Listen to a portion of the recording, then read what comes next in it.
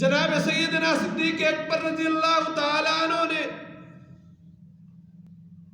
اللہ کے پیغمبر صلی اللہ علیہ وسلم کو اپنے کندھوں پہ بٹھایا. سفر ہو رہا ہے ہجرت کا. اب چشم فلک نے عجیب نظارہ دیکھا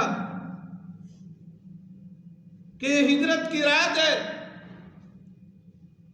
جس وقت یہ سفر ہو رہا ہے، دیکھنے والا جس وقت سر کی طرف دیکھتا ہے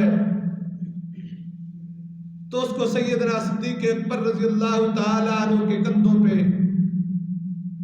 جناب محمد مصطفیٰ صلی اللہ علیہ وسلم نظر آتے ہیں.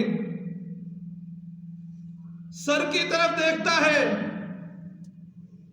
انبیاء کے سردار نظر آتے ہیں. قدموں کی طرف دیکھتا ہے، سارے صحابہ کے اور پوری امت کے سردار صدیق اکبر نظر آتے ہیں.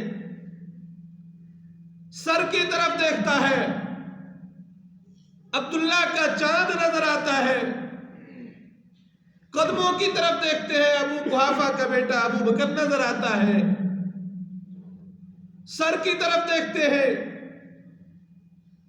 تو آمنہ کا لال نظر آتا ہے. قدموں کی طرف دیکھتے ہیں تو ام الخیر کا بیٹا نظر آتا ہے. اور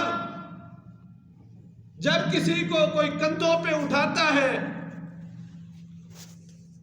تو جس کو کندھوں پہ اٹھایا جاتا ہے اس کی عادت ہوتی ہے کبھی وہ اپنے ہاتھوں کو اٹھانے والے کے سر پہ رکھتا ہے، کبھی اس کے چہرے پہ پھیرتا ہے. اب صدیق کی قسمت کتنی عجیب ہے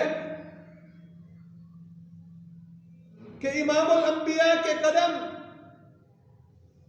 صدیق کے سینے پہ ہے، پیغمبر کے ہاتھ کبھی ابو بکر کے سر پہ ہیں تو کبھی ابو بکر کے چہرے پہ ہیں.